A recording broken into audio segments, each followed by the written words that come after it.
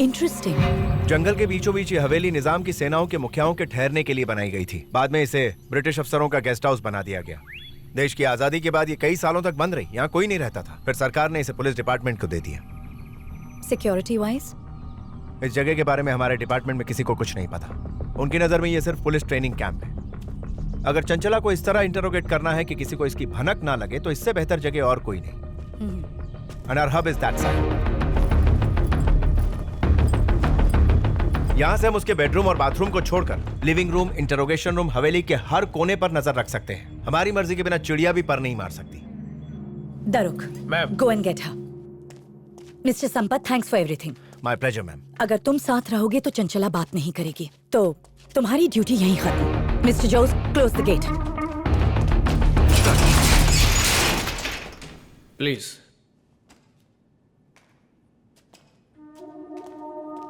Hello, Vaishnavi Natarajan, CBI। Please.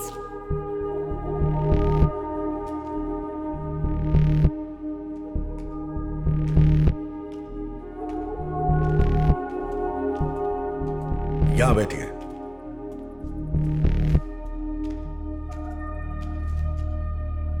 अगर तुम cooperate करोगी तो हम यहां से जल्दी जा सकते हैं, सो प्लीज।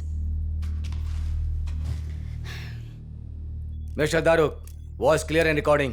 प्रोसीड। मैं जान सकती हूँ मुझे यहाँ क्यों लाया गया है? कोई खास वजह है? तुम इतनी भी मासूम नहीं हो जो इस बात को समझ ना पाओ। चंचला IAS। मैं बातों को समझने की हालत में नहीं हूँ। ओके। भ्रष्टाचार के आरोप में जिसे जेल में होना चाहिए था, उस ईश्वर प्रसाद के बारे में मुझे कुछ डिटेल्स चाहिए। मिनिस्टर ईश्वर प्रसाद? यस। अच्छे काम के नाम पर जनता को धोखा देना, इलीगल धंधे, उसकी अवैध राजनीति, उसकी ताकत, उसकी कमजोरी, तुम सब राज खोलोगी। Sorry, you barking at the wrong tree. मेरे पास तुम्हारे सवालों का कोई जवाब नहीं है और तुम्हें ये जवाब कहीं नहीं मिलेंगे। वैसे तुम्हें मुझसे सवाल पूछने का हक नहीं है। अगर ये हक मुझे कोर्ट दे तो? सेक्रेटरी ऑफ ईश्वर प्रसाद। सिर्फ आरोप ही नहीं, हम लोगों के पास ईश्वर प्रसाद के खिलाफ सबूत हैं। ईश्वर प्रसाद के खिलाफ सबूत? Come on, it's fake order man. Chanchala तभी सच बोलेगी जब उसे विश्वास होगा कि ईश्वर प्रसाद मुसीबत में। हमें यकीन है उसके सारे सीक्रेट्स सिर्फ एक इंसान जानती है, और वो तुम हो। So you have to answer all our questions. पूछो क्या पूछना है। ये समस्या मैं CM तक जरूर पहुंचाऊंगा। बात करने के। क्या कहा? एक मिनट सर, मुझे डाउट है कि आपके खिलाफ साजिश हो रही है। साजिश? जब से आपने मुझे अपना राजनीतिक वारिस घोषित किया है, तब से लोग आपको झूठे केस में फंसा रहे हैं। मैं सिर्फ जनता के लिए काम करता हूं और उनका साथ हमेशा हमारे साथ रहेगा। अगर भगवान भी हमारा साथ छोड़कर हमें अनाथ कर दे, फिर भी ये जनता हमें जरूर बचाएगी। डरो मत। बात वो नहीं है सर। पता नहीं तुम्हें ईश्वर प्रसाद के खिलाफ किस तरह के सबूत मिले हैं, पर वो सबूत झूठे हैं। क्या सच है क्या झूठ है, इसका फैसला हम करेंगे। Got it? तुमने दूसरी बार भी ईश्वर प्रसाद की पर्सनल सेक्रेटरी बनने का फैसला क्यों किया चंचला? क्या रिश्ता था तुम्हारा? पहले मैं एडमिनिस्ट्रेटिव डिपार्टमेंट में नहीं थी, बल्कि मुझे ईश्वर प्रसाद की पर्सनल सेक्रेटरी बनने की ड्यूटी मिली, जो मुझे बिल्कुल भी पसंद नहीं था।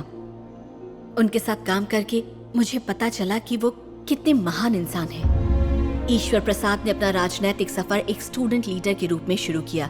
जब लोगों ने उनकी मेहनत, ईमानदारी और निष्ठा देखी, तो उन्हें पार्टी में बड़े बड़े पद सौंपे गए। उन्होंने अपने भाई तक को घर से बेदखल कर दिया जब उसने अपना काम निकालने के लिए उनके नाम का इस्तेमाल किया। उनकी इसी कैरेक्टर की वजह से मैं दूसरी बार उनकी पर्सनल सेक्रेटरी बनने के लिए इंस्पायर हुई। इन 10 सालों की सर्विस में क्या तुमने ईश्वर प्रसाद का कोई भी नेगेटिव साइड नहीं देखा? हाँ, देखा ना। लोगों की सेवा में अपने पत्नी और बच्चों का त्याग देना, गलत धंधे करके पैसे ना कमाना, अमेरिका में पढ़ रहे अपने बेटे का आज तक बैंक लोन चुकाना, गरीब जनता को अपने परिवार का हिस्सा मानना, अपनी बेटी को लास्ट इलेक्शन में पार्टी फंड से 3 करोड़ रुपए एक्स्ट्रा खर्च किए गए थे। इलेक्शन कमीशन का रिकॉर्ड है मेरे पास। It's all false. दोबारा अच्छे से चेक कर लो। और फ्रेंड्स? हाँ, थे ना उनके फ्रेंड्स। उनके साथ ट्रैवल करने वाला पीए चारी, अजय और उनके 5 फॉलोअर्स। वही उनकी ताकत, दौलत और दुनिया है। अपने फ्री टाइम में कहाँ जाता है? Swiss, France, Italy? उन्हें देश के प्राचीन मंदिरों में जाने का बहुत शौक है, और अगर उनके पास वक्त कम हो तो वो अपने पसंदीदा फार्म हाउस जाते हैं। तो बताओ, भगवान उसके लिए भक्ति है या फिर कारोबार? I mean, वो मंदिर प्रभु की भक्ति करने जाता है या सिर्फ लोगों को दिखाने के लिए? प्रभु को पाने के लिए जाते हैं। Done for the day Chanchala. आराम कर लो, कल बात करेंगे।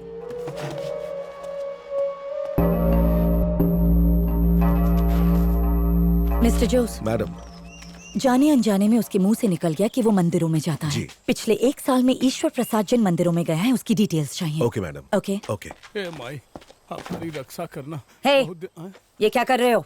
आत्माओं की शांति के लिए प्रार्थना।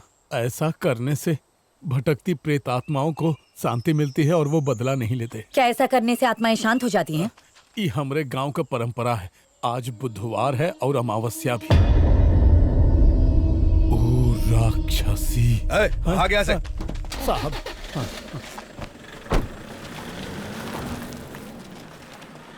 सुनो, सर। रात को चंचला की सिक्योरिटी की जिम्मेदारी तुम पर है। और सुभाष, तुम दोनों नॉनसेंस। मेरी जानकारी के बिना ना कोई अंदर आएगा ना ही कोई बाहर जाएगा। क्लियर?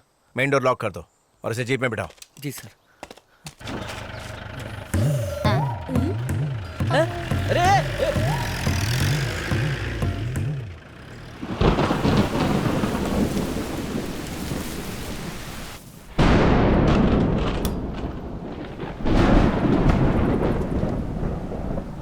जिस घर में भूतों का भी पसीना छूट जाता है उस घर में एक अकेली औरत को रखा है। पता नहीं वो किस हाल में होगी। सुभाष, एक बात बता, क्या सच में भूत होते हैं? हाँ, होते हैं ना। उनमें से एक से तो मैंने शादी की है और दूसरा जो है वो मेरा ससुर है। ले गटक ले। भूत नहीं है मैडम। मैडम, बिजली नहीं है क्या? खतरनाक तूफान की वजह से बिजली के सारे तार कट गए हैं। बिजली ऑफिस वालों ने कहा कि कल तक बिजली आ जाएगी। और जनरेटर? उसका डीजल खत्म हो गया है। सारे कैमरे भी बंद पड़े हैं। मैडम, वॉचमैन की पत्नी ने खाना टेबल पर रख दिया है, याद से खा लीजिएगा।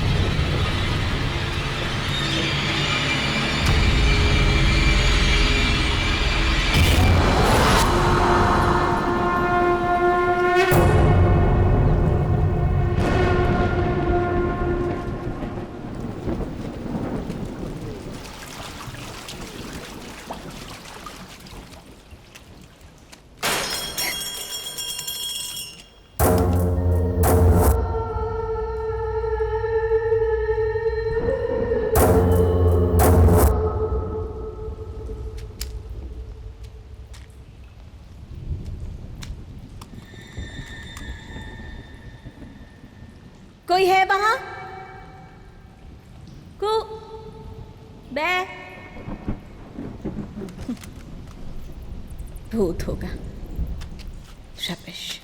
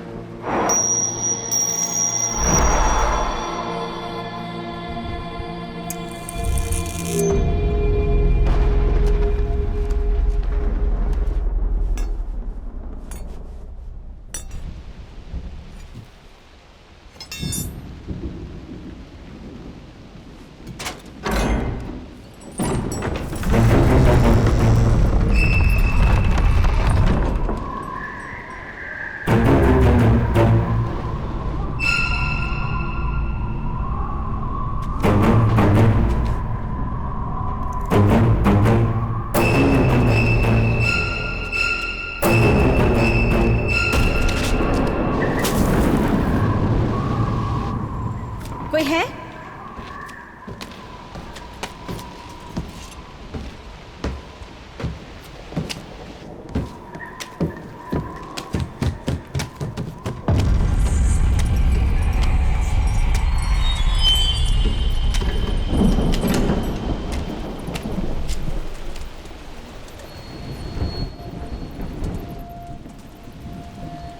कौन है?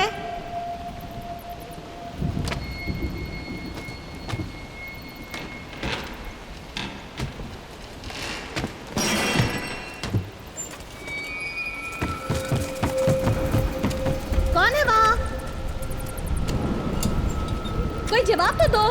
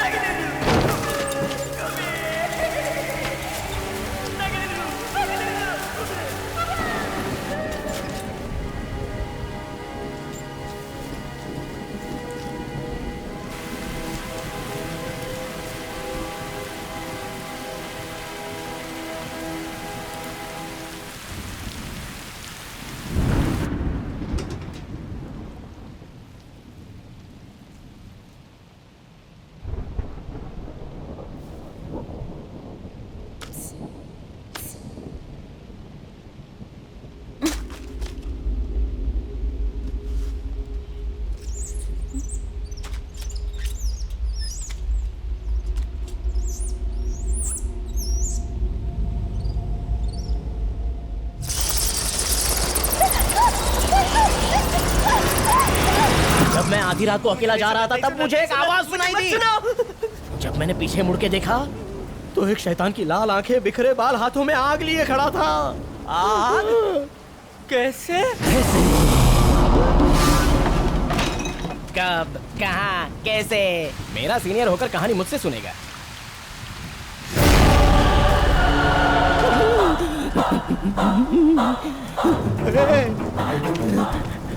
उठो! अरे उठो यार!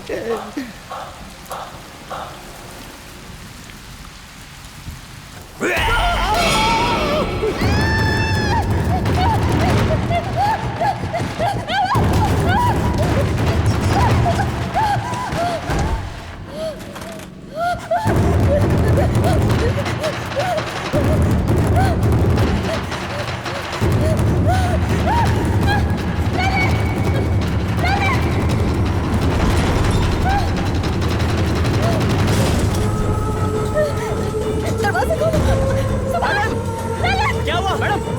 मैडम क्या हुआ मैडम? क्या हुआ मैडम?